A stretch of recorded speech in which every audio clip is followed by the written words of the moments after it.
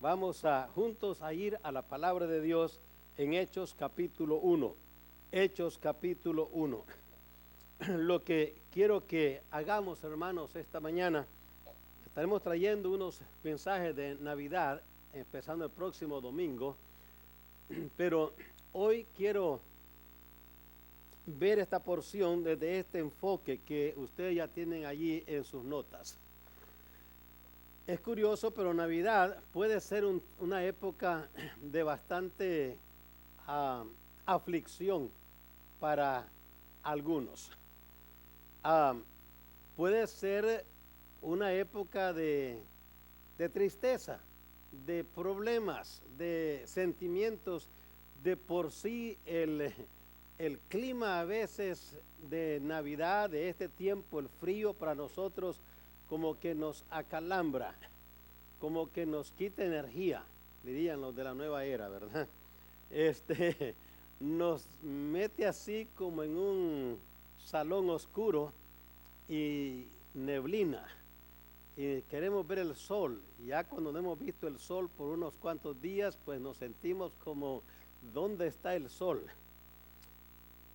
Pero luego viene la época de Navidad, cuando vamos a buscar regalos y vamos al banco y el regalo y el banco como que no machea.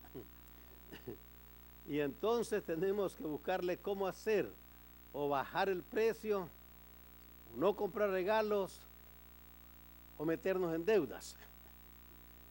Y allí quedamos atrapados en ese sentimiento de emoción. Y luego vienen esas tristezas en nuestras vidas. Seres queridos que no llegaron, que prometieron. Para algunos, como sucede en este caso, primera Navidad sin un ser querido. Papá, mamá, esposo, esposa, hijo, hija. Y nos sentimos como en una época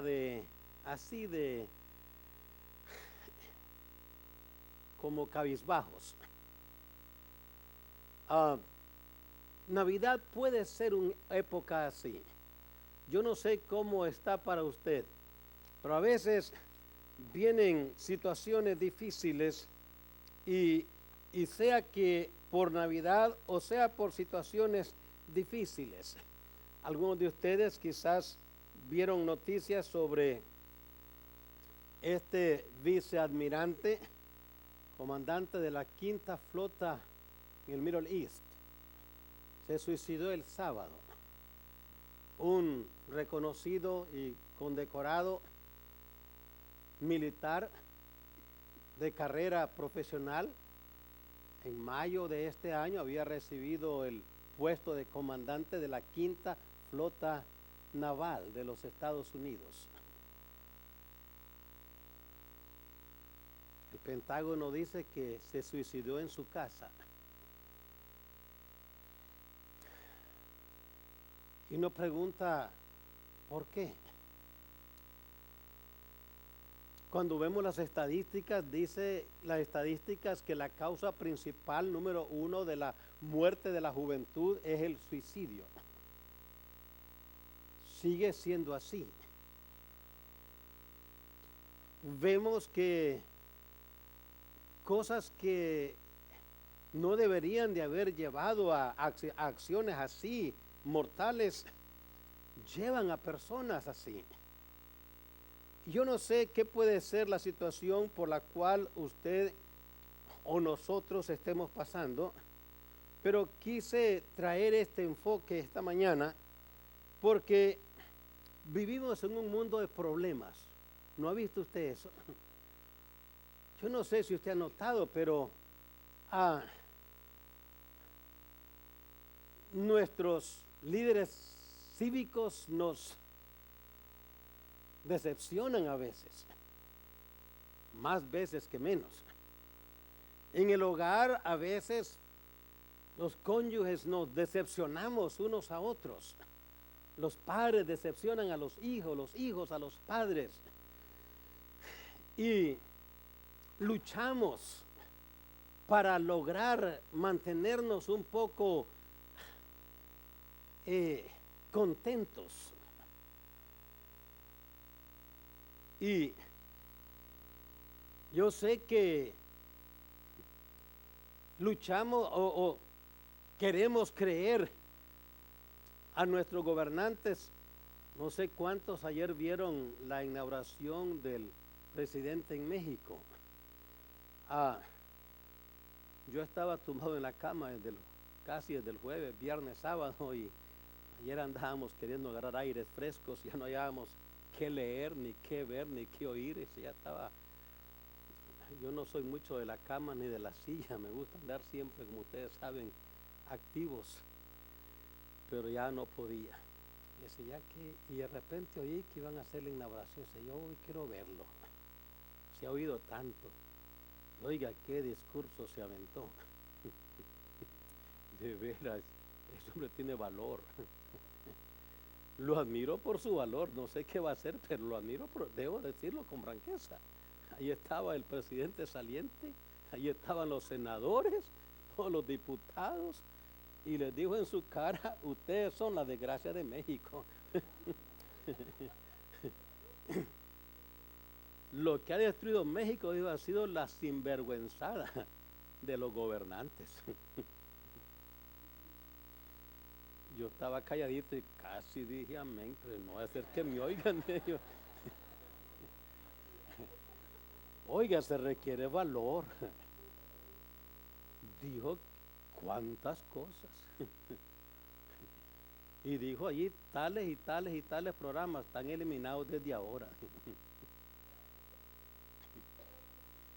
Y se fue más de una hora diciendo cosas que yo pensé, si se hace la mitad de lo que dice, México será otro país. Y aquí estamos diciendo amén todos nosotros, porque esperamos. El gobernante, nuestros gobernantes prometen, nos dicen y hacen cosas, como digo, cosas que no se ven. Pero a pesar, y luego vienen las fallas, vienen las decepciones, vienen las depresiones, ¿y qué hacemos en estos casos? ¿Qué hacemos? Los discípulos estaban en una situación así. Habían pasado unas experiencias difíciles como nunca. 3 años habían andado con su maestro, habían oído, lo habían apoyado, lo habían admirado, habían hablado bien de él, lo habían promovido y habían predicado su mensaje, vivido hasta donde podían el mensaje, y de repente uno de los más cercanos, el que guardaba el tesoro, lo traicionó, lo vendió por 30 monedas. El que más hablaba y el más prometía, lo negó que lo conocía. Toditos se habían corrido y el maestro había muerto, crucificado en una cruz como malhechor. Todos se fueron a un lugar y se escondieron asustados, trancaron la puerta con cada tranca que encontraron y estaban allí preocupados. ¿Y qué vamos a hacer ahora? Luego llegaron unas mujeres y les dijeron que habían ido al sepulcro y que un ángel les había hablado, que el maestro estaba vivo y que habían hablado con él. 2 de ellos fueron para ver y dijeron: sí, no está ahí en la tumba. Y ahora, y luego 2 aparecieron que habían hablado con él. Luego se apareció él y anduvieron con él 40 días, asustados pero asombrados. Luego dice allí en nuestra lectura en Hechos 1, del 6 en adelante, que andaban con él y les hablaban con él y hablaron con él, y mientras él hablaba con ellos, se levantó y se fue. ¿Lo vieron? Una nube lo ocultó de sus ojos y otra vez se fue la esperanza. Y ahora ¿qué hacemos cuando nuestras emociones suben y bajan? Cuando lo que esperamos no sucede, cuando lo que sucede no es lo que nosotros queríamos y nos encontramos en situaciones adversas, la salud se va, el trabajo se pierde, nuestra familia está en la cuerda floja. Los hijos no están como queríamos, el matrimonio no está caminando bien, hay fricciones y luego vienen enfermedades y vienen problemas y el trabajo no va como queríamos que fuera y las cosas que habíamos planeado no están saliendo. Miramos al cielo y le decimos, Señor, ¿qué hago? Y sentimos ese sentimiento de tirar la toalla. ¿Qué hacemos? Creo que esto estaba pasando con los discípulos. Allí estaban reunidos. Yo no sé qué hizo Pedro. Allí estaba María, la mamá de el Salvador, el Redentor, del Maestro. ¿Sabían ellos que Pedro lo había negado? Iría donde María y le dijo, hermana o María o como le haya dicho, mire, perdóneme, yo no pude, ¿qué le dijo? ¿O no dijo nada? ¿Cómo sentiría María hacia Pedro? Si usted fuera la mamá y lo ve allí, ¿qué piensa de Pedro como mamá? Le dice, qué bueno, Pedro, que le dijiste, aunque todos te negaren, yo no te negaré. Y luego, yo no sé, pero hay un sentimientos así. Son sentimientos que nos vienen a todos nosotros. Y quizás estamos allí ahora. ¿Qué hacemos? Pues, ¿qué hicieron ellos? Veamos qué hicieron ellos. Algo tan, decimos, puede parecerle tan simple y tan sin mucho efectividad. Pero creo firmemente que fue tan efectivo como para ellos como puede ser para nosotros en las mismas circunstancias. Noten qué hicieron ellos. En el verso 13 del capítulo 1 de Hechos dice que y entrados subieron al aposento alto donde moraba Pedro y Jacobo, Juan, Andrés, Felipe, Tomás, Bartolomé, Mateo, Jacobo, hijo de Alfeo, Simón el celote y Judas, hermano de Jacobo. ¿Qué hicieron? Fueron primeramente al lugar correcto. Fueron al lugar correcto. El aposento alto, dice allí, el aposento alto. El aposento alto era un lugar de comunión para ellos. Si usted va a Lucas capítulo 22, sin perder Hechos, va a encontrar allí que el aposento alto había significaba para ellos más bien un lugar especial, un lugar de comunión con Dios, de compañerismo. Dice Lucas 22 y el verso 7 que llegó el día de los panes sin levadura, en el cual era necesario sacrificar el cordero de la Pascua. Y Jesús envió a Pedro y a Juan diciendo, id y prepararnos la Pascua para que la comamos. Ellos le dijeron, ¿dónde quieres que la preparemos? Él les dijo, he aquí al entrar en la ciudad os saldrá al encuentro un hombre que lleva un cántaro de agua. Seguidle hasta la casa donde entrare y decid al padre de familia de esa casa, el maestro dice, ¿dónde está el aposento donde he de comer la Pascua con mis discípulos? Entonces él os mostrará un gran aposento alto, ya dispuesto, preparado allí. Es el mismo lugar donde ahora están volviendo. Por eso era un lugar de compañerismo, de comunión. Era el lugar donde moraban los apóstoles, dice el verso 13. Allí moraban. Ahí habían tenido compañerismo con Dios. Allí se consolaban unos a otros. Yo creo, hermanos, que hoy el aposento alto, hablando que es un lugar de comunión, ese lugar podemos aplicar eso y hacer referencia a ello como la iglesia local. La iglesia local fue establecida por Dios, dice Mateo 16 y el verso 18. Fue establecida por Dios. Y yo creo que una de las primeras cosas que Dios quiere que en su iglesia suceda es que nos edifiquemos unos a otros, que nos ayudemos unos a otros,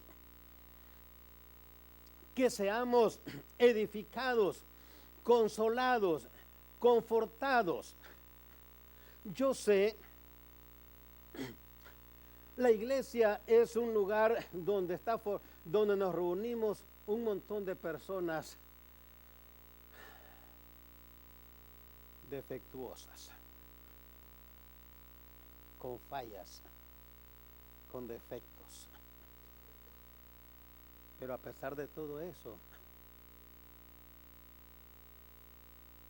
sinceras, buscando la gracia de Dios, dependiendo de la ayuda de Dios. Fuimos salvos cuando le dijimos al Señor: somos pecadores, perdónanos. Fuimos salvos allí. Y de ahí empezamos a luchar para vivir la vida cristiana.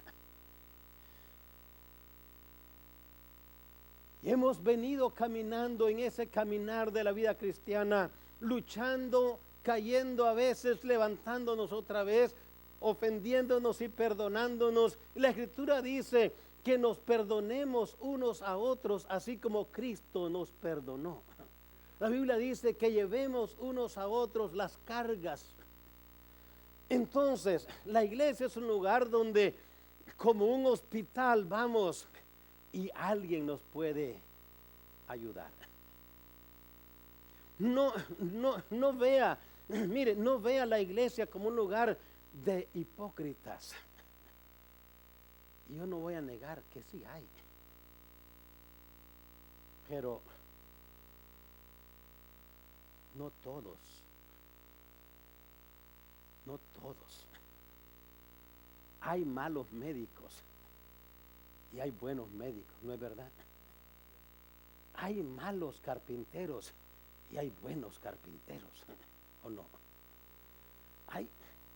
Oiga, en la iglesia van a haber personas así, pero hay un grupo que está luchando.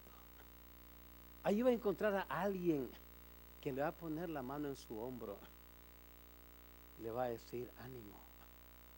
Ahí va a encontrar a alguien que le va a llorar con usted y va a orar con usted. Ahí va a encontrar a alguien va a ver que va a tener, que se va a identificar con usted. Tal vez el que menos espera. Pero ¿sabe cómo nos podemos ayudar más unos a otros? Si en vez de venir a la iglesia pensando: a ver, ¿qué puedes hacer por mí?, entramos por esa puerta diciendo: ¿qué puedo hacer por ti? ¿Qué puedo hacer por ti? Viendo dónde está una cara que necesita, que refleja un mensaje. Ustedes saben que las caras reflejan mensajes, ¿verdad? Las miradas dicen palabras.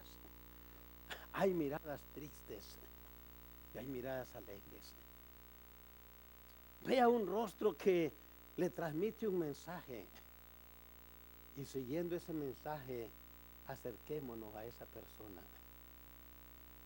Algo tiene Dios para nosotros, ya sea para dar o ya sea para recibir. Vaya a su aposento alto. Ahí hay personas que han pasado por experiencias semejantes a la suya. Ahí hay personas que han pasado por situaciones difíciles y han salido de ellas. Ahí hay personas que pueden entender lo que usted le está pasando no se aleje de la iglesia. La iglesia es su aposento alto. Fue establecida por Dios para proveernos de ayuda, ayuda emocional, ayuda social, ayuda física, ayuda material. Vaya, acérquese. La iglesia local es un lugar especial donde Dios la estableció para edificar a su pueblo, pero también para que allí le sirvamos. Por eso le dije, no entremos a la iglesia pensando a ver quién hace por mí. Vamos para servir a Dios allí. Alguien le sirve mi don y el don de alguien me sirve a mí. No hay nadie que no necesite los dones. No hay nadie que tenga todos los dones. Yo tengo unos que le sirven a usted. Ustedes tienen dones que me sirven a mí. De modo que somos un cuerpo donde todos nos ayudamos mutuamente. El pie no puede decirle a la cabeza, ya no te necesito, ya sé cómo andar. Ni la cabeza le puede decir al pie, ya no te necesito, está muy abajo, yo estoy aquí arriba, yo veo todo. No, somos tan necesarios que cuando el dedo chiquito falta en el pie, perdemos balance. Y es el dedo chiquito nada más. Todos nos necesitamos. Todos necesitamos vernos cómo nos ayudamos mutuamente. Somos el aposento alto.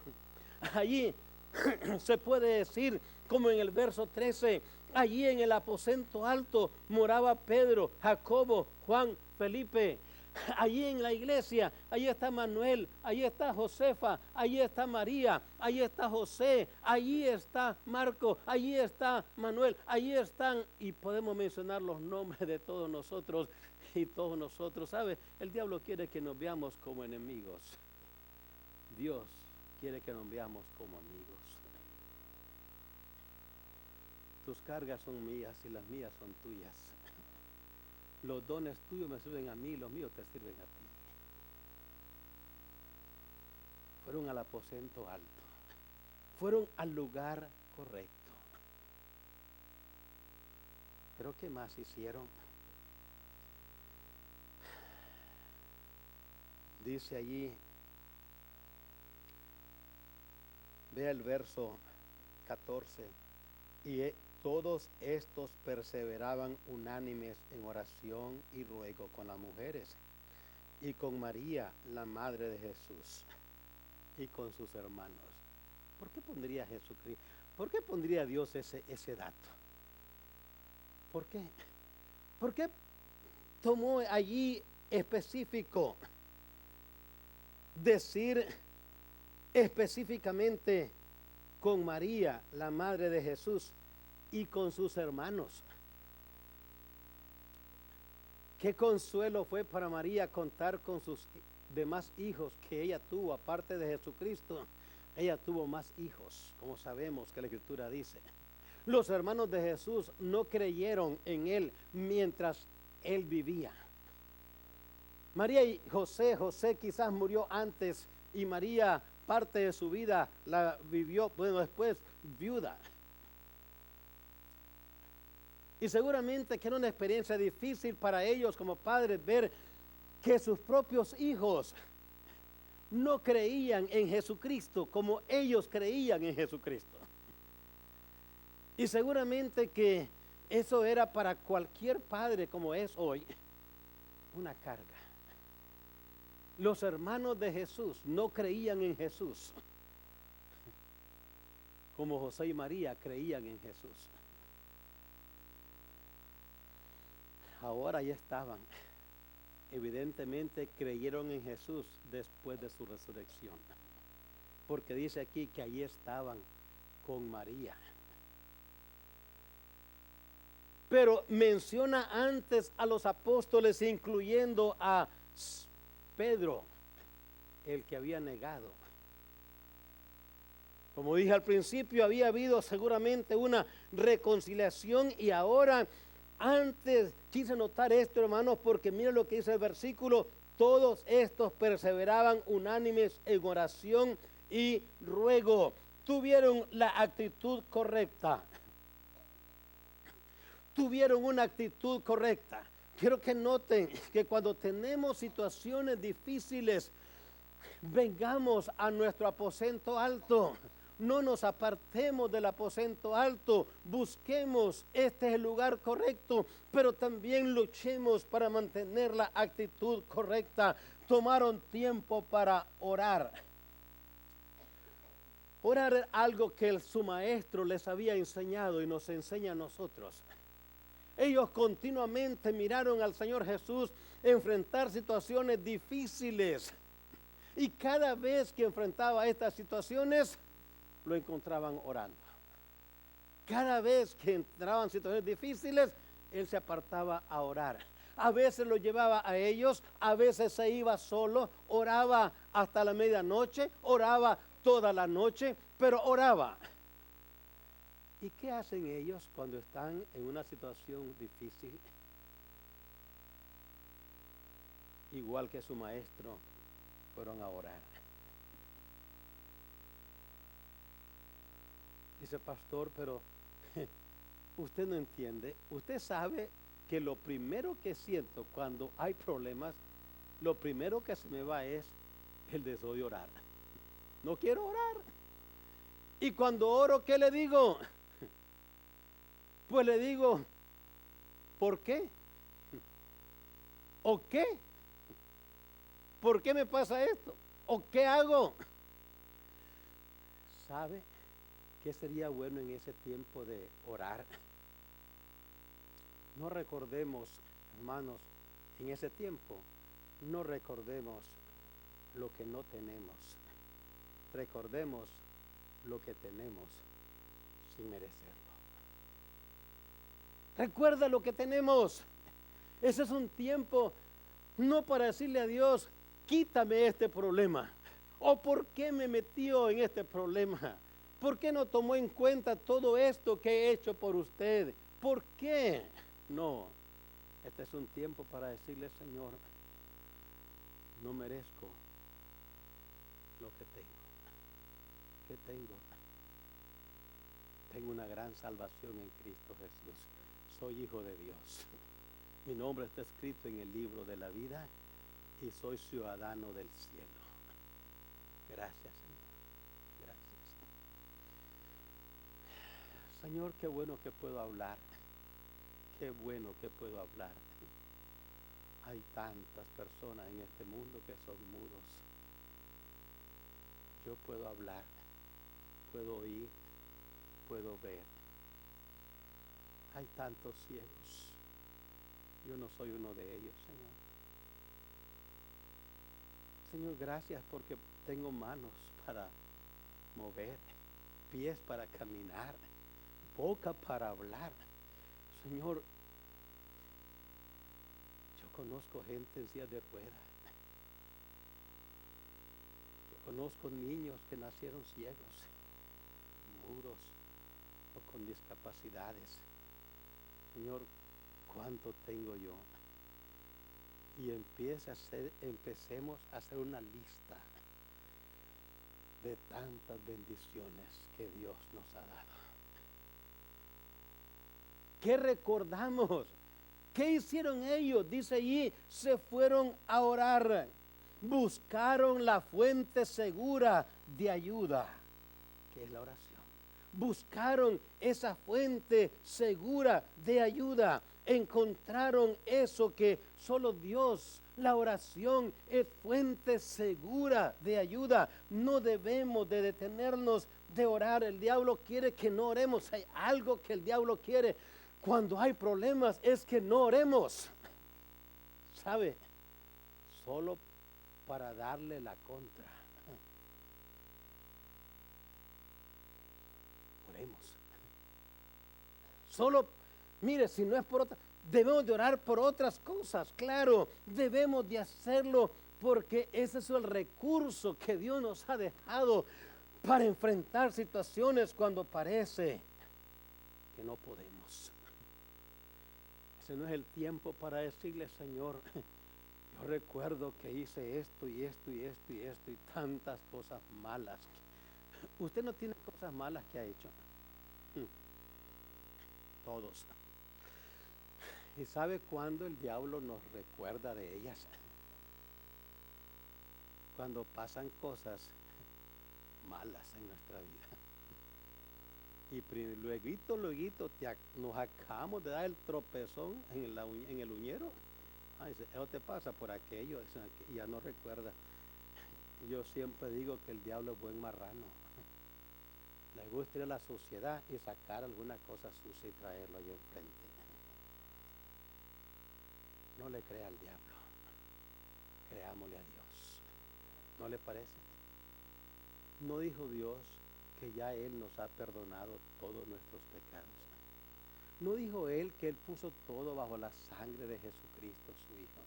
¿No dice Él que si confesamos nuestros pecados, Él es fiel y justo para perdonarnos, y la sangre de Jesucristo, su Hijo, nos limpia de todo? Todo.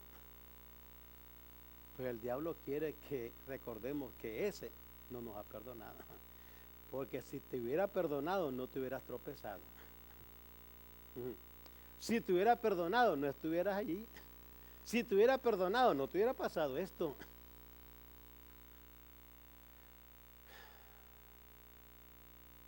La oración es un recurso para enfrentar esos tiempos difíciles. Que vienen. Que estamos, a lo mejor sí. Hemos estado, quizás vamos a estar. Pero cuando estas cosas sucedan, recordemos que tenemos un trono, un Dios que está sentado en el trono, y dice en Hebreos que nos acerquemos confiadamente al trono ¿de qué? Para hallar ayuda para el oportuno socorro, al trono de gracia, no de juicio. El trono de juicio, Cristo lo llevó en la cruz. Al que no conoció pecado, por nosotros fue hecho pecado, para que nosotros fuésemos hecho justicia de Dios en él. Y nos dice, acercaos pues confiadamente. Así dice, ¿no? Confiadamente. Yo no sé, papás, cómo hemos sido, pero los hijos normalmente, ¿a quién se acercan más confiadamente? ¿A papá o a mamá? ¿Qué piensan ustedes? A veces a la mamá por culpa de papá. ¿Por qué? Porque le han inculcado que papá anda muy ocupado, que anda muy cansado, y él también le ha gustado eso. Y le han inculcado a los hijos, mire, ya los que ya se formó, ya quedó allí, pero usted que está formando hijos, quite esa idea de sus hijos, quítela. Deje que sus hijos se le acerquen confiadamente. No como un ejemplo, pero fue de gran ayuda para mí. Yo creo que Jeremy, pues, le dijo algo el miércoles de eso. El hijo. Desde pequeño les dije, esa oficina nunca está cerrada para ustedes. Nunca. Esa oficina, todos los niños que vienen aquí a la iglesia tienen que tocar esa puerta. Pero ustedes no. Ustedes entran confiadamente. Nunca me van a ofender, ni nunca me voy a enojar. No importa que sea para ponerme queja de cualquier cosa, ustedes entran. Y siempre fue así. Y sigue siendo así. Siempre digo a mi esposa, toda persona tiene que tocar la puerta, pero usted no, tú entras. Yo quería que mis hijos entraran confiadamente y hablaran confiadamente conmigo. ¿Por qué? Porque nuestro Dios es un Dios de amor, un Dios de gracia, un Dios de misericordia, un Dios de bondad, un Dios que nos entiende. Padres con niños pequeños, enséñenles a sus hijos que ustedes están accesibles a ellos en todo tiempo, que pueden hablar con ustedes en cualquier momento, bajo cualquier circunstancia, y su papá no está enojado, no está gruñón, no está molesto, no está cansado, no está ocupado. Estamos libres para nuestros hijos todo el tiempo. ¿No les parece? ¿Qué quiso Dios enseñarnos cuando Él dijo: acercaos confiadamente al trono de la gracia? Él no quiere que pensemos en Él como un Dios que siempre está enojado con nosotros, aunque nuestro Dios es fuego consumidor. Como padres debemos de enseñar a nuestros hijos: eso no está bien. Pero como padres les enseñamos que nuestro amor para ellos nunca se termina. ¿Sabe qué hacemos en tiempos como estos? Cuando se pone difícil y sentimos: ¿qué hago en esta situación? ¿Qué hago? ¿Qué hago? Váyase a su cuarto, dice el Señor allá en Mateo 6. Cierra la puerta y ora a tu Padre en secreto. Y tu Padre que oye en secreto, ¿qué hace? Te recompensará. Dice, te recompensará. El énfasis allí no es el público, es que te recompensará. Entra, cierra la puerta, ora a tu Padre en el secreto, y tu Padre que ve y oye en secreto te recompensará. Y dice Él, para que sea más notable, lo va a hacer en público. Todo el mundo va a saber que tú hablaste conmigo.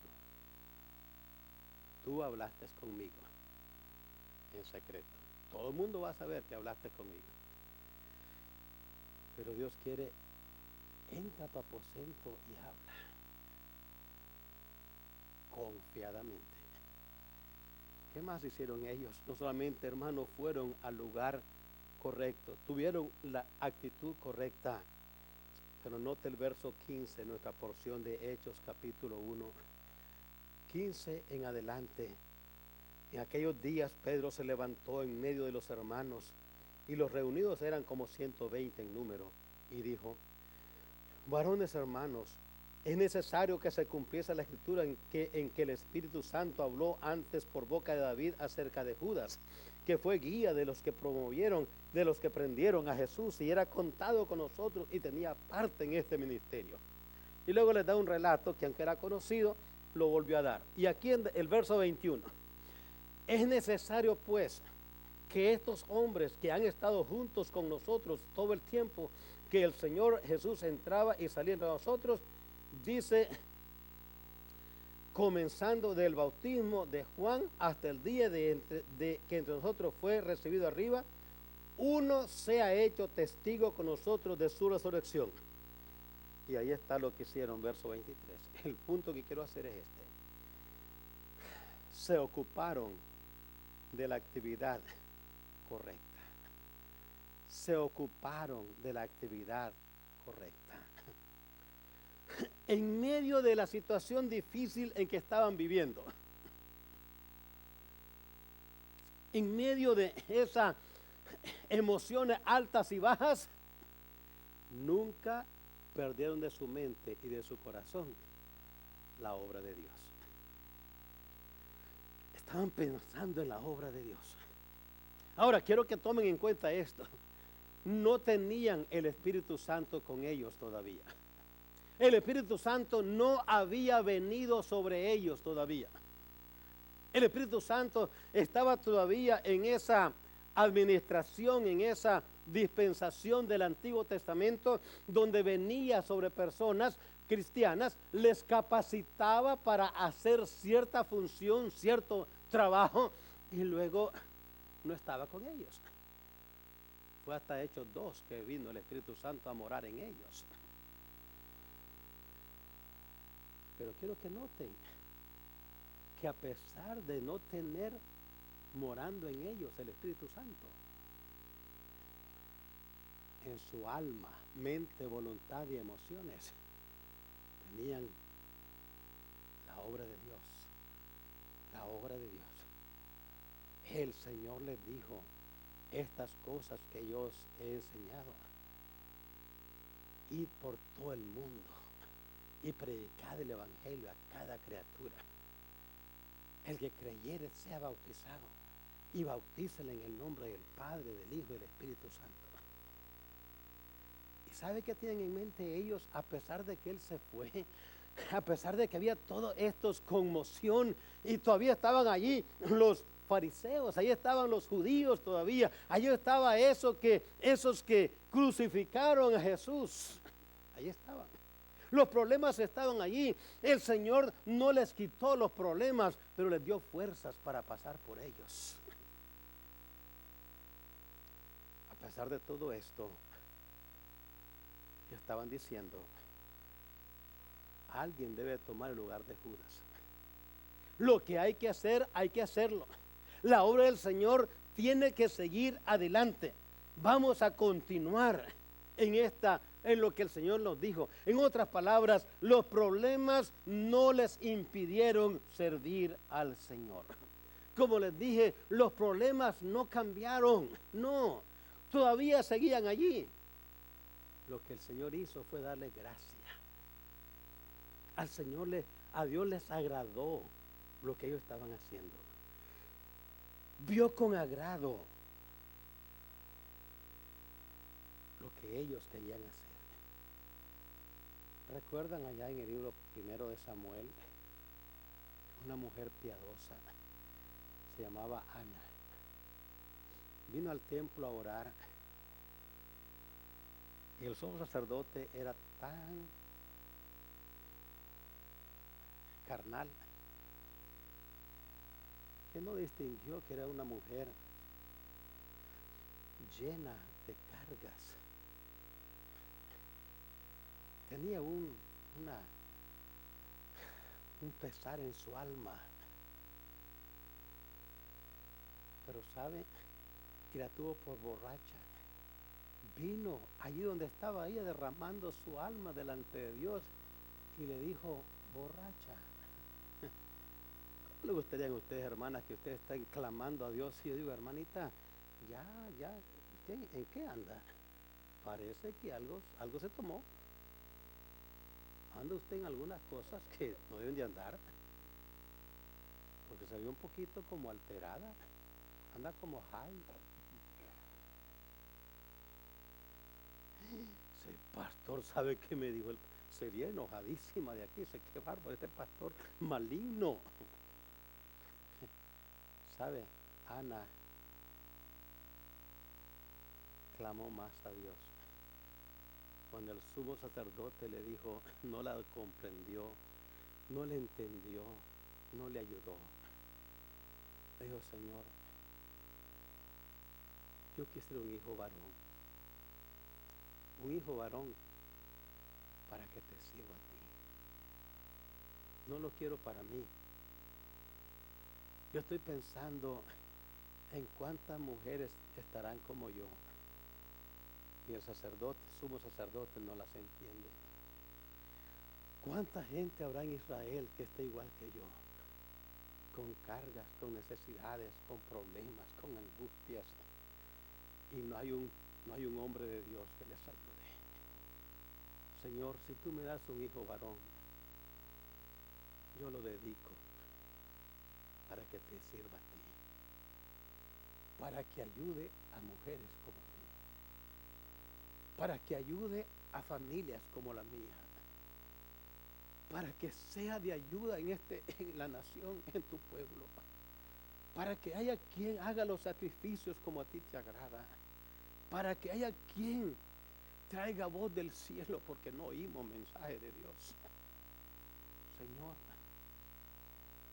si tú me das un hijo varón, yo lo dedico a ti. El desprecio de Elí,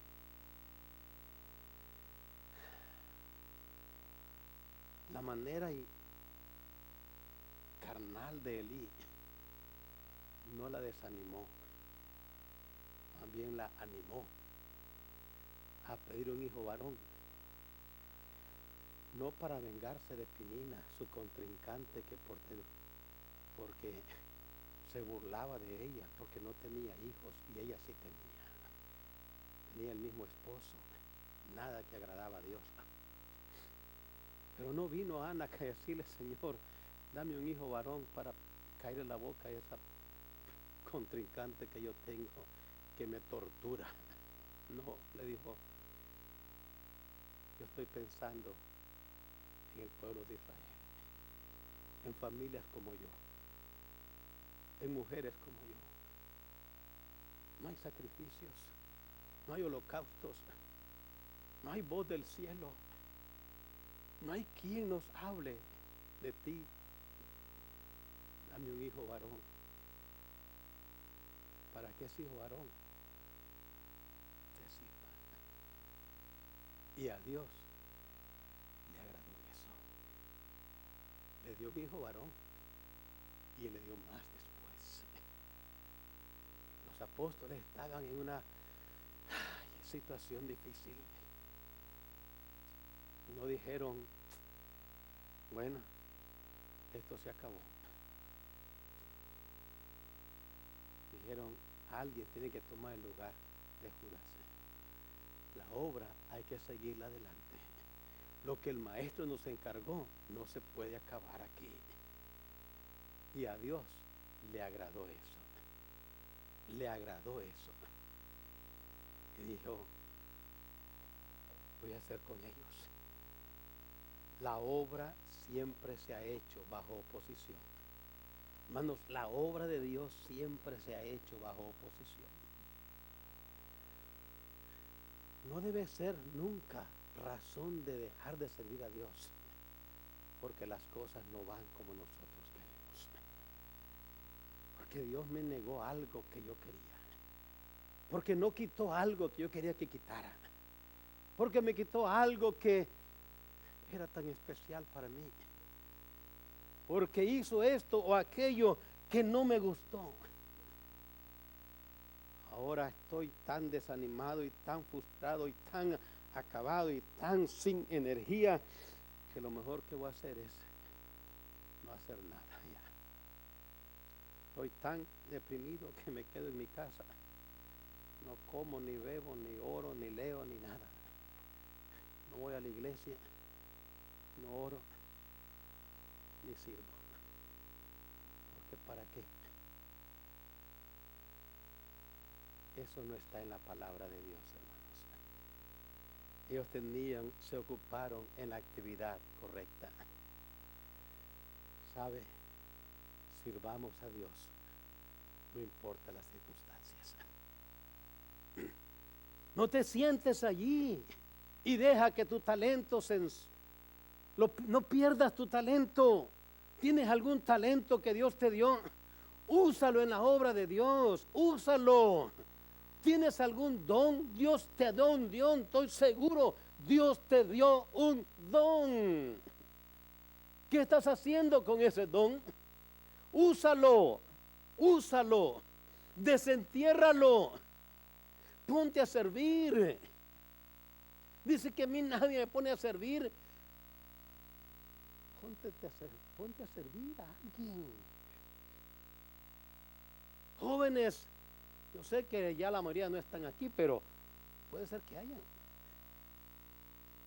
Mire, hay ancianitos que andan buscando con quién hablar. Porque cuando uno ya se está poniendo viejo, le entra ese sentir que para nada sirve, que nadie lo quiere. Yo sé que no hay muchos amenes, pero ahí está. Los viejitos sentían eso: ya nadie me quiere, nadie me habla. Los hijos llegan allí, se ponen a platicar de otras cosas y uno está allí en un rincón y dice, ¿quién sabe de qué hablan? Los nietos llegan y dicen, hi grandpa, hi grandma, y luego se van.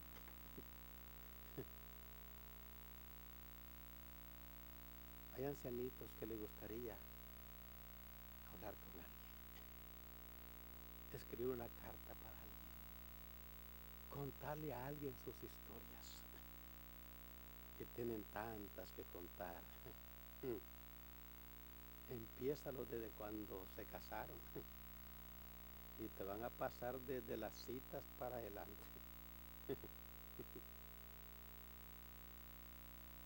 Vete con tu abuelito, siéntate con él y dile que te cuente. Que te cuente.